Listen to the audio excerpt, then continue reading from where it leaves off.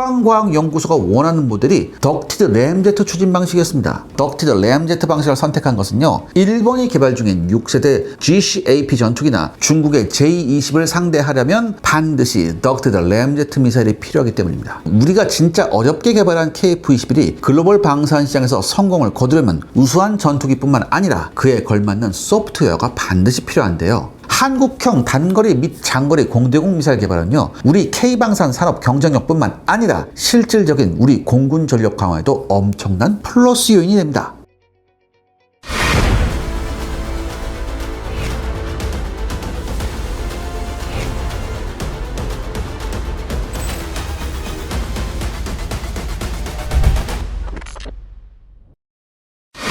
지난 시간 말씀하신 초전면 배열 센서가 무엇인가요? 네, 5세대 미사일에 채택된 중적외선 초전면 배열 시커는요, 표적을 점이 아닌 완전한 형상으로 인식합니다. 그래서 전투기가 사용하는 적외선 플레어 체계를 완전히 무력화시킬 수 있게 되었죠. 국내에서는 LIG 넥스원이 한국형 단거리 공대공 미사일을 위해 개발한 적외선 시커를 아덱스 2017 전시회를 통해 공개한 바 있어요. 그래서 이걸 활용해 그 성능을 파악할 수 있습니다. 전시된 공대공 시커는요, 직경이 5인치, 약 한 127mm 정도 되거든요.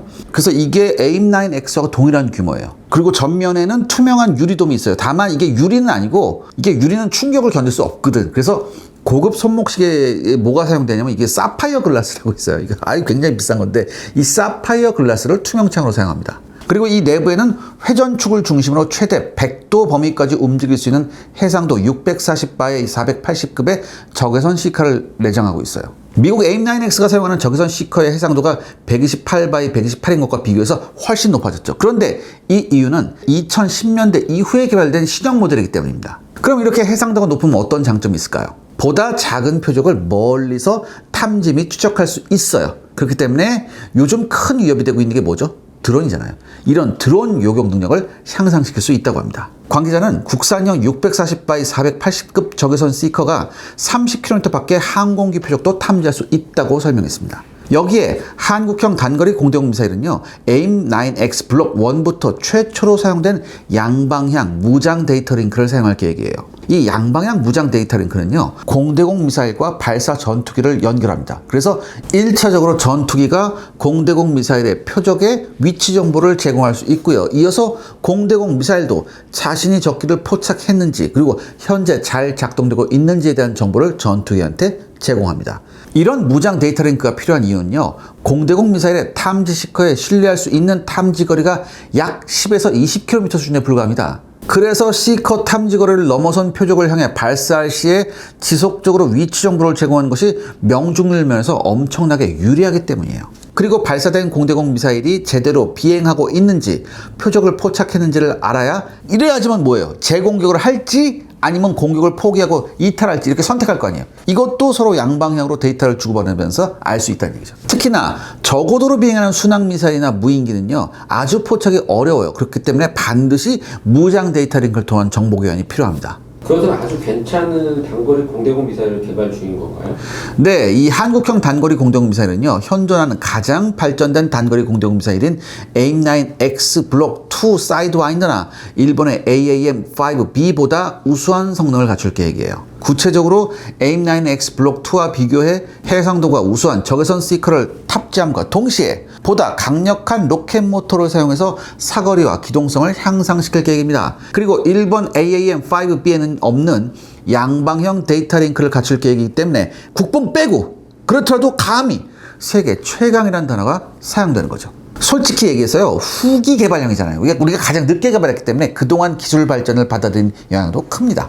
LIG 넥스원 관계자는 현실적으로 만 단위로 찍어내는 미국의 AIM-9X와 가격으로 경쟁할 수는 없지만 세계 최강급 미사일을 우수한 가성비, 즉 합리적인 가격으로 양산하는 것이 목표라고 합니다. 단거리는 이제 알게 됐고요. 그럼 장거리 공대공 미사일은 어떤가요? 제가 지난 시간에 언급했듯이 방위사업청은 2025년부터 38년 사이에 총 사업비 1조 5,700억 원을 투입해서 한국형 장거리 공대공 미사일을 개발할 계획인데요. 실로 이게 1조 원이 훌쩍 넘는 막대한 비용이 투입되는 그런 사업입니다. 이렇게 개발비가 폭증한 이유는요, 전 세계적으로 유일하게 미티어와 SA6 정도만 성공한 덕티드 램제트 기술을 사용하기 때문이죠. 때문에 국방과학연구소하고 방위사업청 그리고 관련 업체 사이에 오랜 협의 과정이 필요했다고 합니다. 카이 관계자는 국방과학연구소가 미국이 현재 배치 중인 최신 AIM-120D나 현재 개발 중인 AIM-260 수준의 공대공 미사일 개발 사업을 요구했더라면 큰 논란 없이 개발안이 통과되었을 것이라고 말해요. 왜냐? 우리나라의 미사일 기술력이요, 여러분 굉장히 높습니다. 일취월장했어요. 그렇기 때문에 사실 AIM-260 수준도 큰 무리 없이 개발할 수 있기 때문이에요. 문제는 뭐였냐? 국방과학연구소가 원하는 모델이 덕티드 램제트 추진 방식이었습니다. 현재까지 덕티드 램제트 무기가 실용되는 사례는 러시아의 SA6 지대공 미사일하고 이거하고 동일한 추진기관을 사용하는 인도의 아카시 그리고 유럽의 미티어 정도로 한정되고 있어요.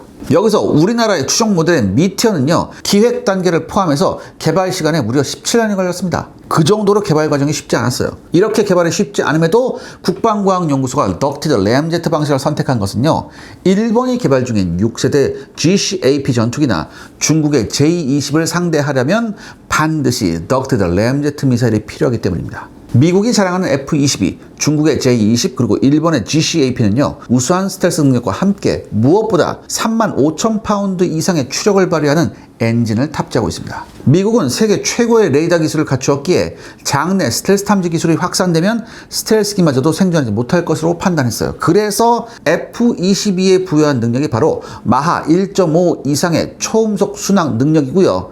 미국의 법률을 통해서 F-22의 수출, 정확히는 초음속 순항 능력 수출을 금지하고 있죠. F-35는 이런 거 안 돼요. 단발이기 때문에. 물론 통상적인 전투기도 얼마든지 마하 2 정도까지 가속할 수는 있습니다. 하지만 이렇게 가속을 위해서는요, 연료를 마구 퍼먹는 애프터버너를 가동시켜야 합니다. 그렇기 때문에 아주 짧은 시간만 유지할 수 있죠. 실제 마하 2급 전투기들이 격돌한 베트남전 전쟁 당시 전투기가 마하 2 이상까지 가속한 경우는 딱 한 번밖에 없습니다. 그나마도 마하 2까지 가속한 F4 팬텀은 결국 연료 부족으로 추락했어요. F-22의 경우 공기가 희박한 15km 이상의 고도에서는 애프터버너 사용 없이도 마하 1.5에서 1.7 수준의 초음속 순항 비행이 가능합니다. 덕분에 F-22는 자신이 적국 지대공 미사일에 추적당하고 있음을 감지하면 35,000파운드 이상의 출력을 발휘하는 F-119 엔진을 가동해서 지대공 미사일에 도달하기 이전에 위험 지역을 이탈할 수 있다고 합니다. 그리고 만약 F-22가 적 전투기의 접근을 탐지하면 공간을 크게 벌려서 적기의 측면으로 우회 접근하죠. 그 이유는 AIM-120 암람이나 러시아의 R-77에 장착된 고체 로켓이요, 발사된 이후에 3에서 5초 이내에 연소가 끝나요. 그리고 그 이후에는요, 초기에 확보한 고도와 운동 에너지를 가지고 비행할 뿐입니다. 다시 말해서 통상적인 고체 로켓 미사일은요, 측면을 멀리 통과하는 F-22를 제대로 따라잡지 못해요.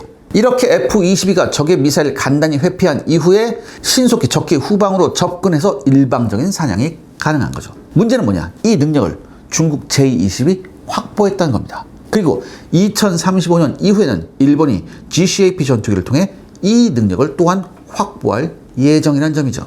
여기에 대한 해결책이 덕티드 램제트 미사일인가요? 제가 말씀드렸죠? 기존의 공대공 미사일은 뭐예요? 고체 로켓 연소 시간이 3에서 5초예요. 샥 하고 난 다음에 그 다음에 이제 관성으로 날아가는데, 하지만 이 덕티드 램제트 미사일은 거의 종말 단계까지 추진력을 제공할 수 있습니다. 통상적인 고체 로켓은요, 그 구성의 70%가 연소용 산소를 공급하는 산화제예요. 그리고 나머지 25% 정도가 연료죠. 이와 비교해 덕티드 램제트 미사일은요, 연소에 필요한 산소를 산화제가 아닌 공기 흡입기를 통해 확보합니다. 그러니까 고체 로켓과 비교해서 3배 이상의 연료 탑재량을 확보할 수 있으면 물론 공기 흡입량을 조절해서 최적의 효율을 확보할 수 있다고 하네요. 그래서 여러 가지 변수가 존재하긴 하지만 기존 고체 로켓 미사일이 측면으로 접근하는 F-22급 전투기를 제대로 추적하지 못하는 것과 달리 덕티드 램제트는요, 측면으로 접근하는 F-22급 전투기를 상당 부분 따라잡을 수 있다고 합니다. 그래서 인도가 중국의 J-20에 대응해 오랜 노력 끝에 라팔과 미티어 미사일을 획득하면서 러시아산 수호이 30 MKI에 대한 미티어 장착을 허가받고자 독자적으로 A사 레이더를 개발하고 있는 중입니다. 왜냐하면 인도가 쓰는 주력 전투기는 이 러시아제거든. 그러니까 이 러시아자에다가 이걸 달려고 하니까. 그래서 우리보다 먼저 덕티드 램제트 방식 아스트라 마크 3 공대공 미사일을 개발하고 있습니다. 하지만 이게 제때 나올지는 모르겠죠. 왜? 그 이유는 여러분들 우리 채널의 테자스 전투기 편을 참조해 주시기 바랍니다. 아무튼 우리 국방과학연구소는 주변국의 위협에 대응하면서 수출 시장에서 확실한 경쟁력을 확보하고자 덕티드 램제트 공대공 미사일 개발을 제안합니다. 그리고 결국 오랜 설득 끝에 성공한 거죠. 국방과학연구소는요, 2000년부터 야혼트 대함미사일을 개발한 러시아와 협력해서 약 5천억 원 이상의 연구비를 투입해 액체 램제트 엔진 개발 사업을 시작했습니다. 이 과정에서 램제트 엔진 기술을 상당 부분 획득했고요. 이걸 바탕으로 고체 연료를 사용하는 덕티드 램제트 엔진을 개발하려고 하고 있죠. 이와 동시에 덕티드 로켓의 기술력을 검증하고자 전장 5,500mm, 직경 350mm의 중량은 940kg급 시험 모델을 개발하고 있고요. FA-50 전투기를 사용해서 올해 4사분기에 한 번, 그리고 내년 1사분기에 2번 합쳐서 총 3회의 시험 발사를 수행할 계획입니다. 한국형 장거리 공대공 미사일에 특별한 것이 있나요? 이 램제트 외에 또 특별한 게 뭐냐? 이 관계자는요, 아직 탐색 개발조차 시작되지 않았기에 한국형 장거리 공대공 미사일의 성능을 정확히 파악할 수 없다고는 하는데요. 이거 약간 뻥 같아요. 왜냐하면 탐색 개발조차 시작되지 않은 건 아닌 것 같거든요. 설사 알고 있다고 해도 이게 되어 있잖아요. 그래서 기본적인 성능 목표만 알려줬는데 간단하게 말해서 유럽의 미티어를 능가하는 성능을 확보하는 것이라고 합니다. 미티어 미사일이 사용하는 연료를 보면요, 제한적으로 산소를 공급하는 AP 산해제가 20에서 30% 정도의 미사일에 널리 연료로 사용하는 알루미늄 분말 대신에 보다 우수한 보론이라고 있어요. 이게 한마디로 붕소예요. 이 붕소 분말 연료가 40%, 이외에 연소를 돕고자 알루미늄과 마그네슘 가루 등이 들어가 있습니다. 참고로 우리나라의 현무 시리즈 탄도미사일은요, 알루미늄 분말을 연료로 사용하고 있는데요, 알루미늄은요, 금속 상태에서는 괜찮지만 분말 상태에서 불이 붙으면 격렬히 연소하면서 엄청난 가스를 만들어냅니다. 국방과학연구소는 정확한 수치는 공개하지 않았지만 여러 논문 자료를 보면요, 보론, 즉 붕소 연료량을 최대 70%까지 늘리는 연구를 진행하고 있다고 합니다. 그러니까 미티어와 비교해 연료량을 1.5배 이상 늘리는 연구를 진행하고 있는 거죠. 이건 굉장히 고난이도의 기술입니다. 추가해서 연료 활동을 돕고자 소량 사용되는 알루미늄 연료를 나노 단위 알루미늄으로 교체하는 등의 신기술을 도입해서요, 미티어보다 오랜 시간 동안 추진력을 유지할 수 있도록 개발할 계획이에요. 이 미티어가 2000년대에 개발된 X밴드 대역의 기계식 레이더 시커를 사용한 것과 비교해서 우리 한국형 모델은 해상도가 훨씬 향상된 KA-밴드 대역의 A사 방식 레이더 시커를 사용할 예정입니다. 이 KA-밴드는요, 해상도가 크게 향상되어서 다수의 전투기가 모여 있어도 그 하나하나를 구분할 수 있습니다. 또한 전자전에도 강하고요, 초소형 표적 탐지 능력도 보다 우수하죠. 그리고 여러분들, 이 미티어 레이더, 그 기계식 레이더 시커는요, 대형 금속재 모터인 짐볼을 사용해서 구동되는 기계식 레이더 안테나를 사용합니다. 이와 비교해서 한국형에 사용될 에이서 시커는요, 안테나와 짐볼 장치가 없어서 공간과 중량을 크게 절약하면 물론 전자식 제어를 통해서 레이더 빔을 좁은 지역에 집중시킬 수 있어서 탐지 능력이 더 우수하고 적의 전자전에도 훨씬 강하다고 합니다. 시청자 여러분들의 구독과 좋아요는 영상 제작에 정말 큰 도움이 됩니다. 여러분들 부탁드리겠습니다. 구독과 좋아요. 전체적으로 우리가 개발 중인 한국형 단거리 및 장거리 공대공 미사일은 현존하는 탑티어급 공대공 미사일보다 한 단계 우수한 그야말로 세계 최강의 성능을 추구하고 있습니다. 사실 기술적인 진입 장벽이 만만치 않아서요, 이건 좀 논란이 조금 남아있는 상황이긴 해요. 하지만 최근 이 미사일 제작사인 LIG 넥스원이 보여준 능력을 감안하면요, 불가능한 일은 아닐 것 같습니다. 다행히 우리나라는 미티어를 도입해서 운영하면서 직간접적으로 상당한 기술 자료를 확보한 상태입니다. 또한 2000년부터 20년 넘게 램제트 기술 개발 경험도 가지고 있죠. 여러분, 제가 거듭 말씀드리지만 우리가 진짜 어렵게 개발한 KF-21이 글로벌 방산 시장에서 성공을 거두려면 우수한 전투기뿐만 아니라 그에 걸맞는 소프트웨어가 반드시 필요한데요. 가장 중요한 소프트웨어인 핵심 무장 등을 외산에 의지하면요, 경우에 따라서는 수출이 불가능할 수도 있습니다. 제가 여기까지 말씀드렸죠. 더욱이 외상 공대공 미사일은요, 그 살인적인 가격 때문에 우리 공군 조종사들이 실사격 훈련을 할 기회조차 갖기 힘든 것이 사실입니다. 따라서 한국형 단거리 및 장거리 공대공 미사일 개발은요, 우리 K방산 산업 경쟁력뿐만 아니라 실질적인 우리 공군 전력 강화에도 엄청난 플러스 요인이 됩니다. 우리가 신경 쓰는 일본이나 중국은 이미 자국산 공대공 미사일을 사용 중에 있고요. 이런 면에서 우리는 꼭 두세 걸음 늦단 말이죠. 아무튼 한국형 단거리 및 장거리 공대공 미사일의 성공적인 개발을 기대해 보겠습니다.